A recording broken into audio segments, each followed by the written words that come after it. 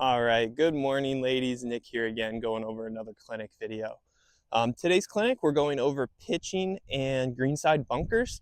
I did a greenside bunker video earlier in the season, so today will be this video specifically be covering pitching. I'll still include the other video that I did with our bunker drill. I think it's very helpful. We'll kind of go over that again in the clinic today.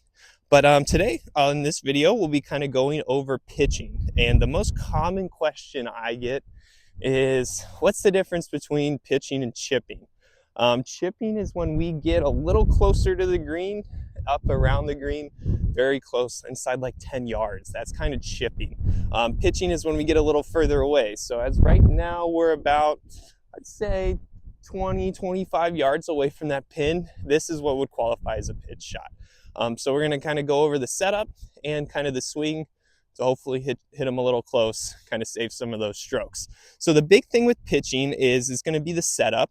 With the setup, we're going to have a little narrower stance. So that's kind of how we control our distance. So I go pretty narrow here, and that ball position is going to be right in the middle. And just like chipping, we're gonna have a little more weight on that front foot. So for my righties, that's your left foot. For my lefties, that's your right foot. I would say if a normal stance is 50%, like on each foot, you're gonna have about 60% on that lead foot. And then for the swing itself, it's gonna be nice and controlled. We're not gonna be making this big turn like we do for a full swing. We're very close to the hole here. We don't need that big swing, all right? So what I like to feel is like we take it to here, and I follow through to here, almost like hip to hip. And obviously it'll change as you get a little farther away, and club selection plays a role in that too. But for the most part, we're not really taking a big turn here. It's just kind of right little half swings. Because like I said, for this shot specifically, I've got a little bunker in play. I don't really want to take that bunker on. I don't have a confidence that I can necessarily fly that perfectly. If I hit, there's not a lot of room for error there. So my club selection is I've got a little less loft. I got my pitching wedge. You don't have to use your pitching wedge to hit pitch shots. I recommend it. I like it, especially if we've got some green to work with like we do on this shot. You can use your sand wedge, your lob wedge, your gap wedge, even a 9-iron if you'd really want to, but it's just like chipping. We're a little less loft. It's not going to launch as high. It's going to roll out a little more. So kind of a pitching wedge, I'm expecting this to land pretty short, not get super high up in the air, and kind of run its way out to the flag. So let's see if I can hit a shot here. So like I said, the setup is going to be, I got my feet a little narrower. I'm not really trying to take on that bunker right there. I'm looking left of the pin, so I'm making sure my club face is pointed there. Again, pretty narrow stance, ball position right in the middle. And I'm going to put a little more weight on my front foot. I'm just going to try to hit my shot here.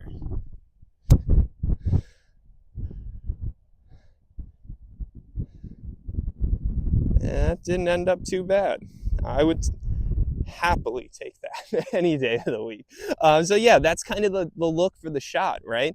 Still a little bigger speed, a little more speed than you'd see for like a chip shot, because we are a little farther away. And like we've talked about, you kind of, as you play and practice a little more, you'll get the feel of like, okay, now if all of a sudden, if I come back here a little more,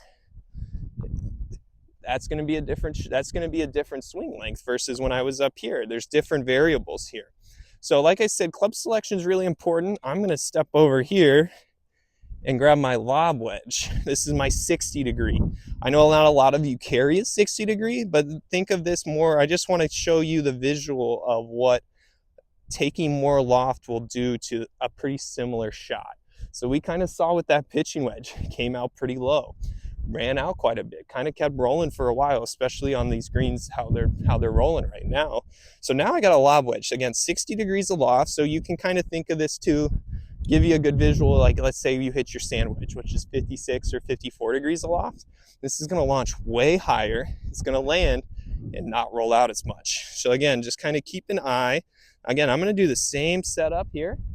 I'm going to try to make the same swing too.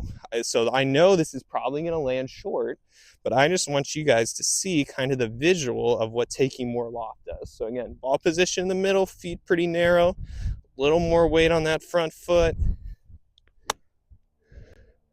And I make my swing, and it didn't end up too bad, but you can see how much shorter that went.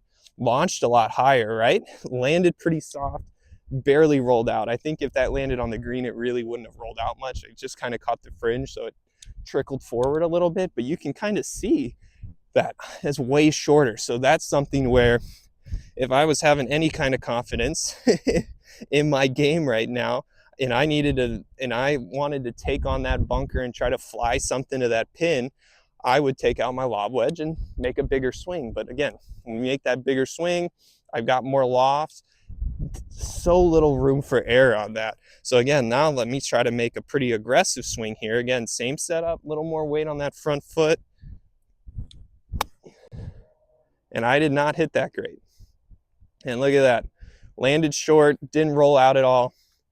And now I've got to putt off the fringe versus my pitching wedge where I've got a pretty good look at birdie there. So that's kind of something you'll have to play with when you're out on the golf course, is make decisions based on what the course is giving you. I tend to go with less loft when I can. Like I said, this one, no reason for me to take on that bunker. I've got a lot of green to work with.